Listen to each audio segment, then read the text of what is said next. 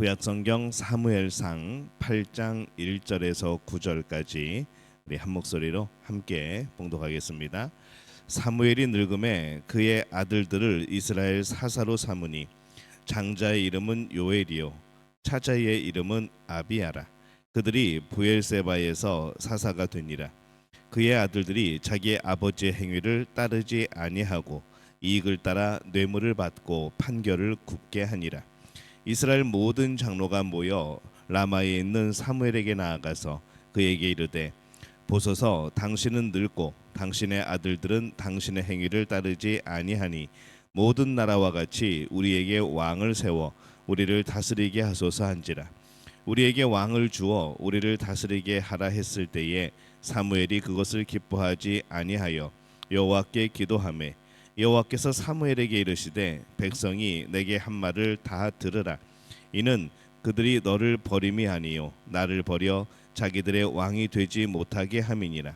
내가 그들을 애굽에서 인도하여 낸 날부터 오늘까지 그들이 모든 행사로 나를 버리고 다른 신들을 섬김같이 내게도 그리하는도다. 그러므로 그들의 말을 듣되 너는 그들에게 엄히 경고하고 그들을 다스릴 왕의 제도를 가르치라. 아멘. 할렐루야. 하나님의 은혜가 오늘 새벽에 하루의 첫 시간을 주 앞에 드리는 우리 믿음의 가족들에게 함께 하시기를 예수님의 이름으로 축원합니다. 세상은 우리를 부러워하지 않습니다. 그런데 교회를 다니는 사람들은 이 세상을 부러워할 때가 많이 있습니다. 신앙인은 자신의 빗된 인생을 더 누릴 줄 알고 우리가 얼마나 행복한 존재인지를 알아야 하는 것이죠. 이스라엘의 매우 중요한 순간이 왔습니다. 지금까지는 이제 사사 시대였는데 왕을 세워달라고 백성들이 요청을 합니다. 이 왕을 요청한 이유는 뭔가 하면은 사무엘이 늙고 당신의 아들들은 당신의 행위를 따르지 아니하니라는 이유입니다. 어떻게 보면은 이제 사무엘이 많이 연로하였고 또 그 아들들이 사무엘만큼 그렇게 공의로운 또 그렇게 훌륭한 그런 정치를 하지 못했기 때문인 것이죠. 어떻게 보면 당연한 요구입니다. 그런데 이 사사를 요구한 것이 아니라 왕을 요구를 했습니다. 이제 이것이 조금 특이한 부분인 것이죠.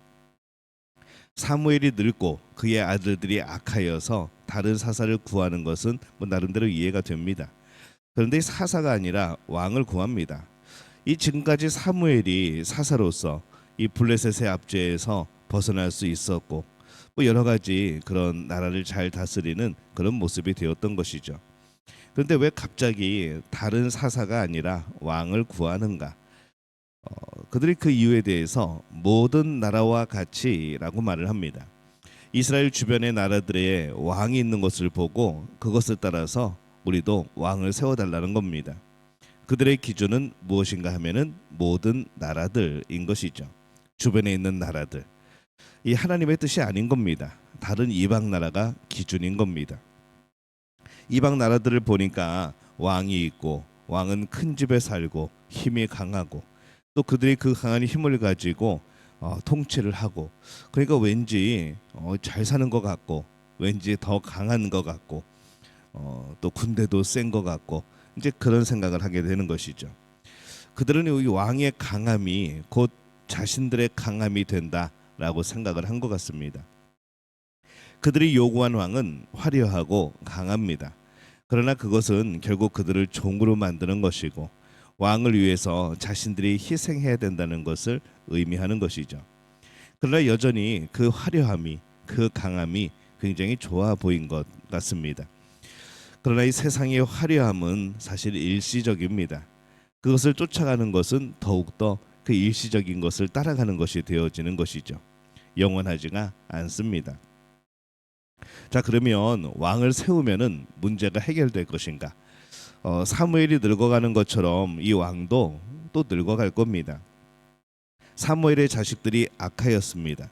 그렇다면 이 왕의 자식들은 괜찮을까? 그것도 또 모르는 일이라는 것이죠. 자신들의 왕을 세울 수 있는 많은 이유를 대고 있지만은 다 이유가 합당한 것 같아 보이지만은 그러나 깊이 들여다보면은 거짓입니다. 왜 이들이 이렇게 왕을 요구를 했을까? 그들 마음속 깊은 곳에 있는 것은 말씀이 아니라 자신들의 뜻을 따라 사는 삶을 추구하고 싶은 겁니다. 교회에 오지 않는 이유와 말씀을 읽지 못한 이유를 찾으면 5만 가지가 넘는 이유를 댈 수 있을 겁니다.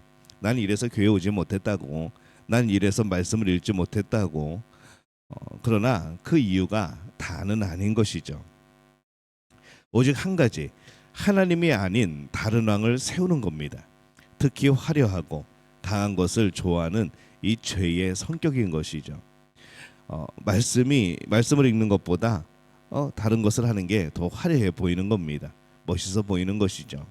예배에 참 오는 것보다 다른 것을 하는 게 더 여유로워 보이고 더 잘 사는 것처럼 보이는 거죠.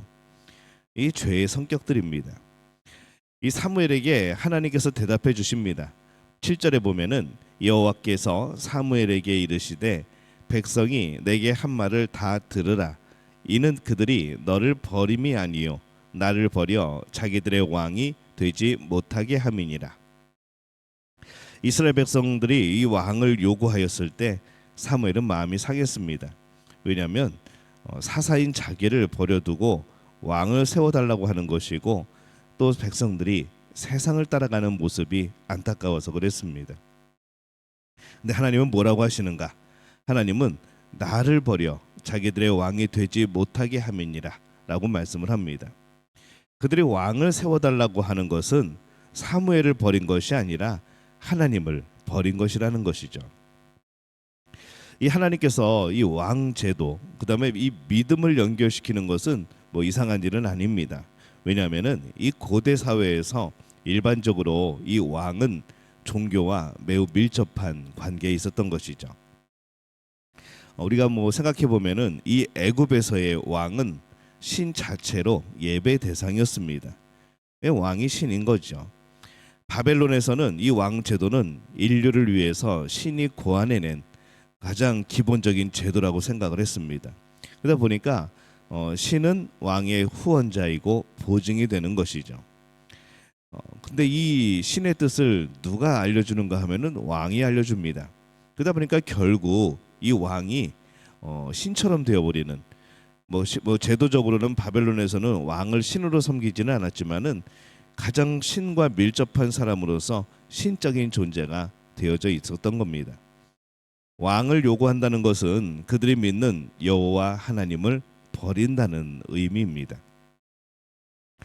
8절에 보면은 내가 그들을 애굽에서 인도하여 낸 날부터 오늘까지 그들이 모든 행사로 나를 버리고 다른 신들을 섬김같이 너에게도 그리하는도다 이렇게 말씀을 합니다. 그들의 수많은 지금까지의 일들 속에서 실제로 하나님을 버리는 행위들이 계속되었다는 것이죠. 그들은 말할 겁니다. 우리가 언제 그랬냐고 말을 할 겁니다. 그러나 그들은 하나님을 버리고 있었던 것이죠. 매 순간 하나님을 버리고 있었던 것입니다. 그리고 지금 매우 강하게 하나님을 버리고 있으면서도 그것을 잘 모르고 이게 우리나라가 잘 사는 길이라고 말하고 있는 것이죠. 사람들이 하나님을 버리는 것은 굉장히 뿌리 깊은 그런 역사를 지니고 있습니다. 사람은 죄악으로 인하여서 하나님을 버리고 다른 신들을 섬깁니다. 우상을 섬기죠. 하나님이 창조주인데 창조주가 아니라 그 창조물을 섬기는 것을 더 좋아합니다. 하나님이 아니고 그 창조물들에 순종하는 것을 더 좋아합니다. 사람들이 하나님을 그들의 왕으로 섬기고 하나님의 법을 그들의 삶의 기준으로 삼는 것을 사람들은 싫어하는 것이죠. 마치 하나님과 이 하나님의 법이 그들에게 큰 올가미가 되어서 막 목을 조이는 듯한 그런 느낌으로 신앙생활을 하고 하나님을 섬겼던 겁니다. 근데 그것이 올가미입니까? 우리를 죄에서 우리를 죽음에서 자유케 하는 이 하나님의 사랑이고 은혜인 것이죠. 인생은 자유를 찾는 여정이 아닙니다. 인생이 자유를 찾는 여정이라고 사람들은 말을 하지만은 인생은 주인을 찾는 여정입니다. 내 주인이 누구인가? 내 주인이 하나님인가? 아니면 내 주인이 이 세상인가? 라는 것이죠. 자유를 찾아서 아담과 하와는 선악과를 먹었습니다. 자유를 찾아서 탕자는 집을 떠납니다. 근데 그들이 얻은 것이 자유입니까? 죽음이었고 속박이었다는 것이죠. 그래서 이 진정한 자유는, 진정한 생명은 하나님 안에서만 찾을 수 있는 겁니다. 그래서 하나님을 주인 삼는 것이 우리에게는 정말로 진정한 자유를 누리는 그러한 길인 것이죠. 하나님 안에서만이 아버지의 포근한 사랑을 느낄 수 있습니다. 그 밖은 죽음이었고 인생을 낭비하는 시간이었고 인생을 무너뜨리는 거짓이었다는 것이죠. 오직 하나님을 찾을 때 그 안에 영원한 생명과 사랑이 있는 겁니다. 왕을 버린 사람들은 자신들이 왕을 버린 것이 아니라라고 말을 할 겁니다. 단지 바쁠 뿐이고 다른 할 일이 있을 뿐이라고 말을 하는 거죠. 그냥 귀찮을 뿐이라고 말을 하는 겁니다. 마음으로는 여전히 믿고 있다고 말하는 겁니다. 그러나 그들은 이미 하나님을 버렸습니다. 다른 왕이 그 안에 있는 것이죠. 돈을 왕으로 섬기고 있기도 하고 게으름이 왕으로 있기도 합니다. 사람들의 시선이 왕으로 있기도 하고, 그래서 이 하나님, 왕이신 하나님의 뜻을 따르지 않고 자기 안에 있는 또 다른 왕을 따르고 있는 겁니다. 우리의 삶에 다른 왕을 세우고 싶은 수많은 이유들이 있습니다. 교회와 말씀과 예배에서 멀어지는 수많은 이유들이 있는 것이죠. 그런데 사실은 그 안에 하나님을 왕으로 더 이상 섬기지 않는 것일 뿐 다른 이유가 아닌 겁니다. 우리 안에 하나님이 아닌 다른 왕들이 있는 겁니다. 우리는 그 왕을 깨트려야 하는 것이죠. 아담이 선악과를 먹는 그 순간에, 탕자가 집을 나가는 순간, 그 순간은 정말 자유인 것 같았지만은 사실은 죄이고 죽음의 길이었습니다. 그래서 우리는 우리 안에 있는 이 거짓을 깨트려야 됩니다.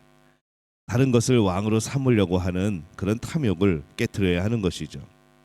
그것이 뭔가 굉장히 조금 올드하고 나를 얽매이는 그런 것 같지만은 우리가 살아갈 수 있는, 우리가 영원히 살아갈 수 있는 유일한 길인 것이죠. 자꾸 다른 왕을 세우려고 하지 말고 하나님을 왕으로 섬기는 복된 분들이 되어지기를 바랍니다. 우리 믿음 가족들의 왕은 하나님입니다. 우리 믿음 가족들의 주인은 하나님입니다. 오늘 하나님을 왕으로 섬기고 인정하고 고백하며 선포하는 우리 믿음의 가족들이 되어지시기를 예수님의 이름으로 축원합니다.